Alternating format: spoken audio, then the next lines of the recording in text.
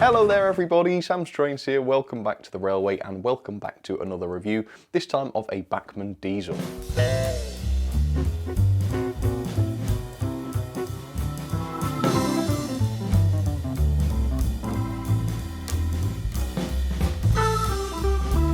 Just like in real life, there are loads of Class 25s to choose from in 00 gauge. Hornby have been producing them for many years. Bachmann in the early 2000s did theirs, a much more detailed version.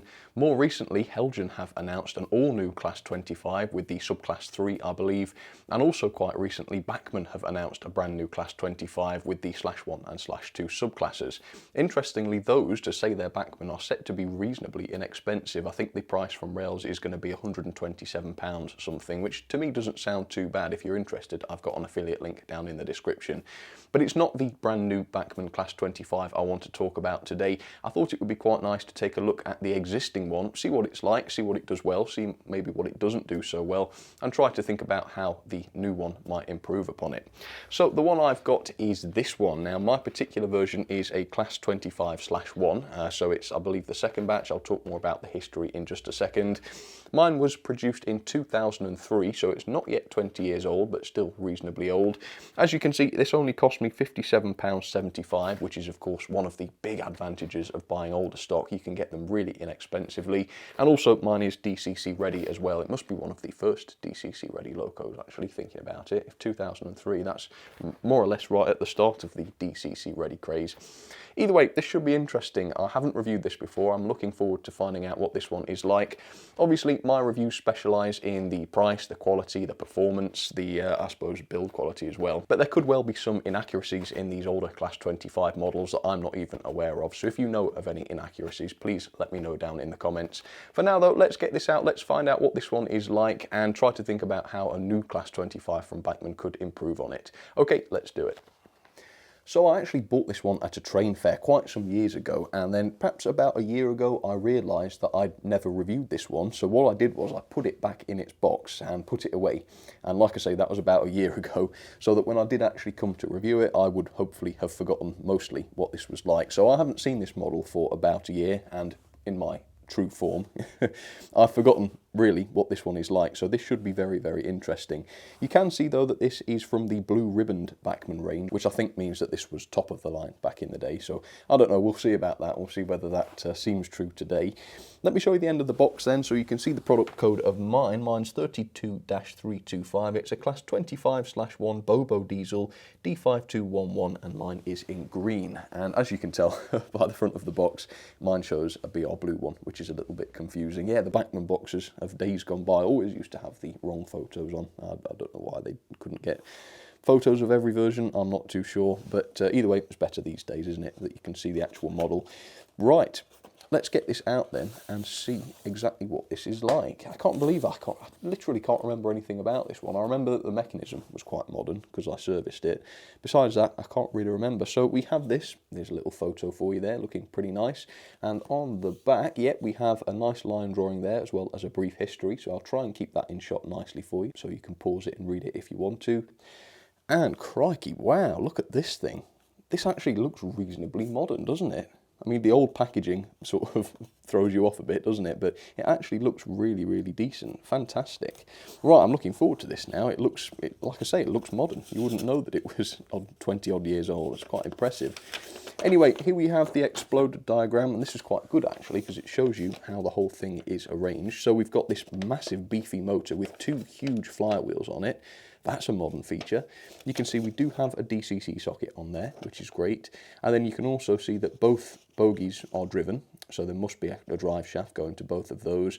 And if I remember correctly, all wheels pick up on this. So as far as the actual mechanism is concerned, it looks to be ultra modern and actually really good quality. You can also see a very large metal chassis block there as well, which must bring a lot of weight. I think this is a heavy one. The box felt pretty heavy when I was holding it a second ago. Is there any more information? I don't believe there is, no. So we can get to the model then. All right. Okay, so we've got some sprues here with some extra details on them. So let's have a look at those, shall we? Okay, so there's a lot in there really. It looks like we've got some screw link couplings, not particularly convincing ones. They look quite on the chunky side. I'm not sure if they'd be usable. We do have various vacuum fittings in there as well though, as well as what looks like a ladder perhaps. Yeah, we've got a couple of ladders that you can fit if you want to, I suppose. So that's pretty handy. For now though, let's lift out the loco and find out what this is like. The box itself felt pretty heavy and whoa. Wow. The loco is incredibly heavy, incredibly so. Wow, that's really quite good. This looks a lot better than I was expecting it to, given the age. It makes you wonder why they would want to retool. Although, like I say, there could be some inaccuracies with this that I'm not familiar with, and that would be a good reason to do it. But as far as the actual features, the quality, the weight, and the mechanism are concerned, this just looks wonderful. It really does. So here's a little bit of history then on the Class 25s and the various subclasses, of which there were many. And after that, we will take a close look at this beauty and see how it fares. Also known as the Sulzer Type 2, the BR Class 25 consisted of 327 locomotives built between 1961 and 1967. The initial design was known as the Class 24, but they only had a top speed of about 75 miles an hour, which was considered to be a bit ineffective at the time. The engine was revised and the Class 25 was born, having been built with a much more powerful Sulzer 6-cylinder engine, capable of putting out an extra 90 horsepower, bringing the total up to about, I think it was 12,500 if I can read my writing properly. And the maximum speed was now much higher, 90 miles per hour, which was much better. The Class 25/1 subclass was the second batch following the Class 25/0. They were built at Derby and Darlington Works. Many other subclasses would be introduced, including the Class 25/2, the Class 25/3, and eventually a Class 25/9. Of the 20 Class 25s preserved, all subclasses are represented except for the Class 25/0. That's the original set. This example, D5211, was introduced to Toten, Shed 18A, in June of 1963, and due to the sheer number of Class 25s produced, they earned the nickname Rats, since they could be seen everywhere in Britain, and indeed in model railways too. So to say this model was produced in 2003, the level of detail just is astonishing. It seems it was way ahead of its time. In fact, if I'd have bought this year for 130 quid, I wouldn't have thought it was a bad deal. Which makes me say, surely this has to be inaccurate, right? Because if it wasn't, Bachmann would be crazy to be retooling this. They could have just updated this one and re-released it. I've compared mine with photos that I can find of the real thing. I can't see any major inaccuracies, but I think in order for them to justify a retool, they have to be there, don't they? They have to be. It's only when you start looking up close on this model that you realise that it's the best part of 20 years old. From any sort of distance, it looks fantastic. So let's start with the downsides to start with, but they're nothing major, I'll have to tell you that straight away. So first things first, the cab glazing isn't all that convincing. It looks a little bit like the old Hornby ones used to. There's just something not that realistic about it. It looks a bit plasticky, a bit chunky, and also there's no painted cab detail or anything like that. That's something you might expect from a modern diesel that costs 130 quid. Also, the grills and such, those are not etched or anything like that. There's no detail behind them, for example. And some of them don't fit onto the body 100% perfectly. As you can see, that one just looks like it's being glued on. With the accuracy of modern locos, obviously parts fit together much better these days. But again, nothing major. This model doesn't have lights, unfortunately, which means that while the front and tail lights obviously look quite realistic, they don't work or anything like that. And the same goes with the head code boxes as well. They are not lit on this model. But I mean, that's probably as far as I can go. I mean, the fan doesn't turn, but to be honest, most diesels don't have turning fans. And as you can see, this one does actually have a physical fan underneath that grille there. Maybe the grille isn't all that good. Yeah, it's a little bit clumsy looking, isn't it? But as you can tell, there's not an awful lot to complain about on a model that is, you know, getting on for 20 years old. So what's so good about this then? Let's talk about the decoration first of all. As you can see, we have the late BR crest there looking absolutely fine, perfectly well applied. In fact, you'd believe the model was released this year looking at the paintwork. It's all just fine. You can see the sort of white stripe down at the bottom there, perfectly applied, no paint bleed whatsoever. The axle boxes are painted as well, as you can tell, very nicely done, and there are quite a few painted details, including these tiny little warning signs, which is really, really good. All of the handrails are made of metal and separately fitted. As you can see, we've got the ones on the sides of the doors here. It looks fantastic, does that? And on the ends as well, we have more separately fitted wire handrails. And get this, we've also got separately fitted lamp brackets. This is 2003. I wasn't aware that they were doing that back in 2003. Same thing with the buffers. We've got metal buffers which are sprung. In 2003, this is crazy. Although I suppose some of Hornby's locos from the early 2000s did have sprung buffers, but that's a really nice touch.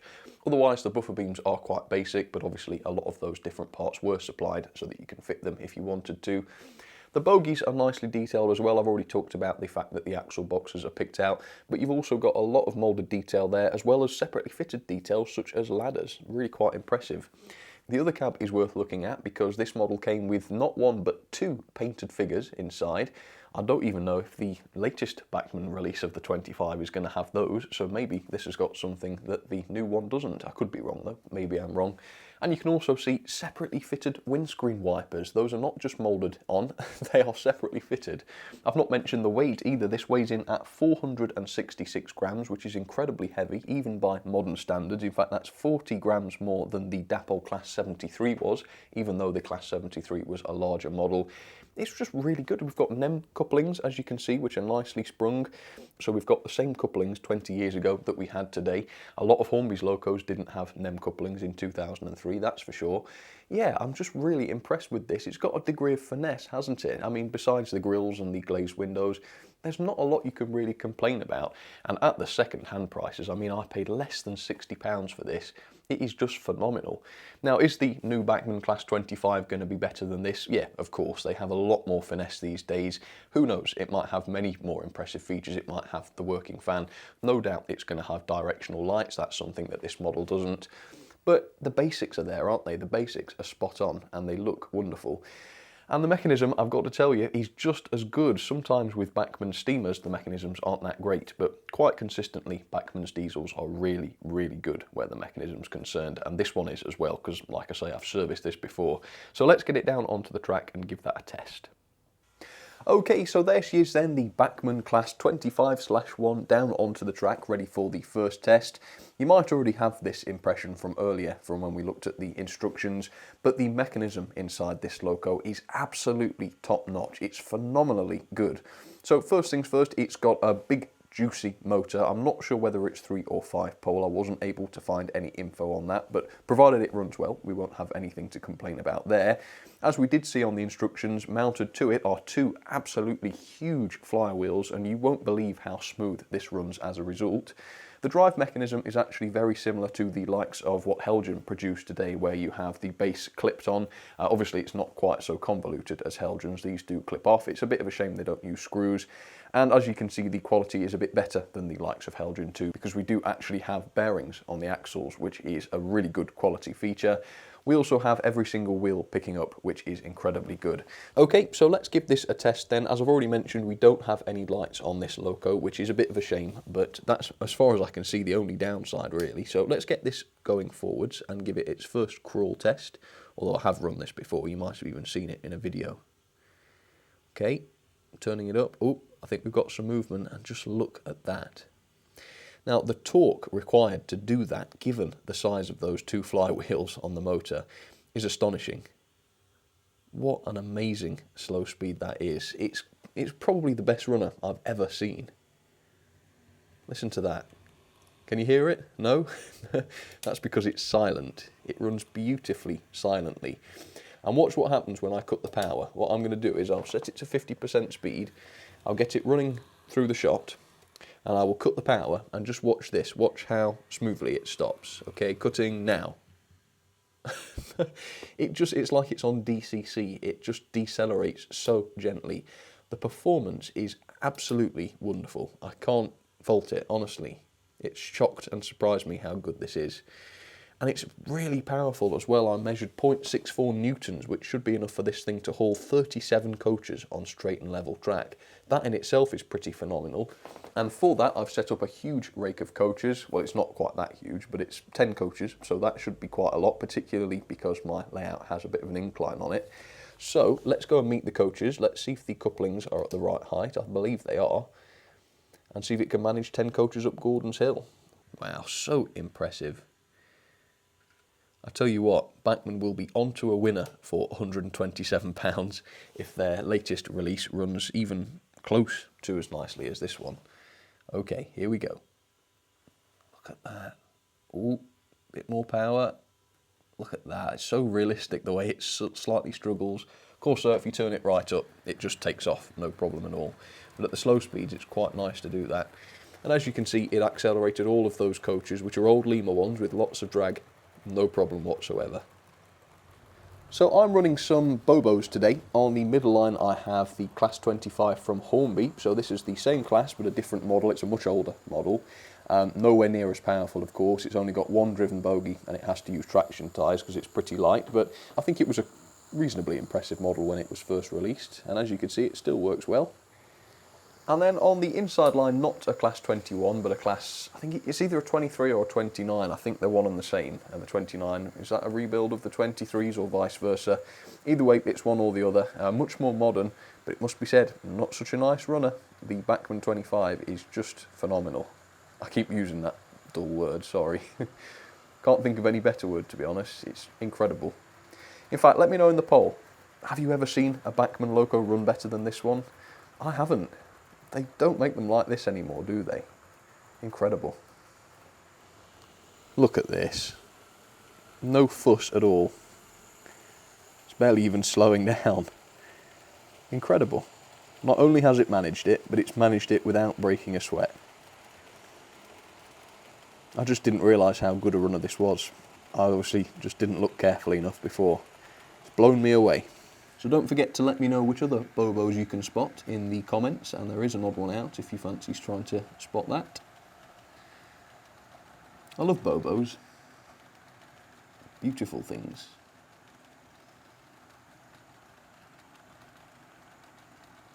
And actually, from a bit of a distance, the Hornby 25 looks alright, doesn't it? Mine's not got its glazing piece in. I must have forgotten to put that back on at some point, but I will do. Yeah, it ain't bad, ain't bad.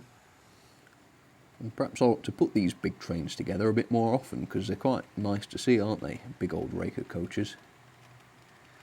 Although a lot of modern locos can't really handle that many, but this one certainly can, as you can tell. So it's hard to fault this. Like I say, I'm no expert on the prototype, so please do let me know in the comments if you do know of any inaccuracies in the detail. They've got to be there, haven't they? Like I say, otherwise they'd be crazy to change this model. But for me, as someone who appreciates these as models, as little machines in their own right, I can highly, highly recommend this one. Beautiful, beautiful. So here are my ratings then for the Bachmann Class 25, and I've got to say I was very pleasantly surprised by this one. I'd forgotten how good these were. The level of detail though, obviously you've got to be reasonable, we've got to be honest here and say that yes, it's not quite up to modern standards. Obviously the missing lights is a key missing feature, but there are a few other details that aren't quite up to modern standards, such as the grills and the cabs, but generally it's reasonably impressive. It's got all those metal handrails, the decoration is right up to modern standards. Yeah, it's not too bad at all, I would say. The performance is absolutely amazing. The flywheel makes it so beautifully smooth. It's almost 100% quiet. The crawl is phenomenal and it's reliable at all speeds. You can't ask for a better performance in my opinion. It's also incredibly powerful, as you've seen, 37 coaches. It's actually more powerful than the Dapol Class 22, which is a more modern loco, and it's much more powerful than the Bachmann Class 45. It's very, very powerful indeed, so that's very good.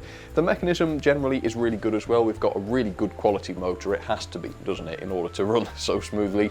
Not sure whether it's 3 or 5 pole though, I wasn't able to find that out. Besides that though, we've got all-wheel drive, all-wheel pickup, nice heavy metal chassis block, and proper bearings on the wheel set. You just can't do much better than that. The only reason I would knock it down a star is because the base of the bogies are just clipped on, which is a little bit of a shame for servicing. It does mean that those may break one day. And in fact, one of mine was broken when I got it and I had to do a bit of a fix on it. Besides that though, great mechanism. The quality is fantastic as well. It's built to a very high standard, no details dropping off or anything like that. It's good and heavy, as I've already mentioned, at, what was it now? It was 466 grams, really, really heavy. The only thing I would criticise is that the chassis itself itself on the main chassis and also the bogies is all plastic. All the weight comes from a separately fitted sort of heavy chassis block. But that's the only thing I can criticise really where the quality is concerned. Value, it gets a big benefit of the doubt because I couldn't find the price that these were sold for, and they obviously aren't sold new anymore, at least this version isn't. So I can go on the second-hand prices. Like I say, I paid £57 for mine, and I would say £50 to £70 is about the going rate for this version, which is phenomenal. As you can see, you would never be able to get it new for that sort of price these days. So I've given it 5-star there, but obviously I don't know what the RRP would have been for those. Overall then, that is a very good score of 8.7 out of 10. Yes, it's an old model, but I think it plays well to my rating system, doesn't it? So, into the logbook we go at a surprisingly high position there, 4th, just above the Dapol 14XX and below the Hornby 264T. Yeah, I think the quality and the performance really pulls it up there. Very, very good.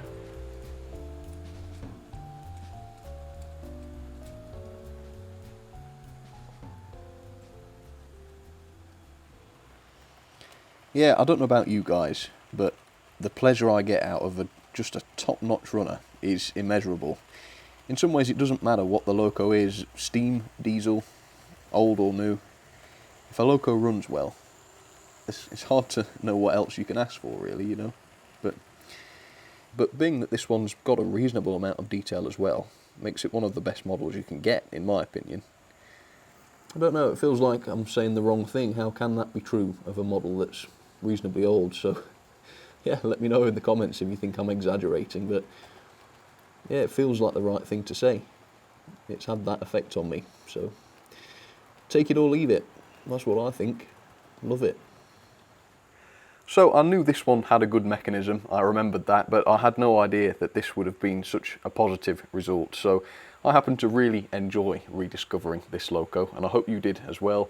Like I say, if you want to check out the latest Bachmann Class 25, I do have a pre-order link, an affiliate link in the description, and let me know in the poll, one last question, would you like to see me review it when it comes out? Maybe I'd like to try that. Either way though folks, this one was a lot of fun. Hope you enjoyed it as well, and I will see you very, very soon. Alright, cheers everybody, take care of yourselves.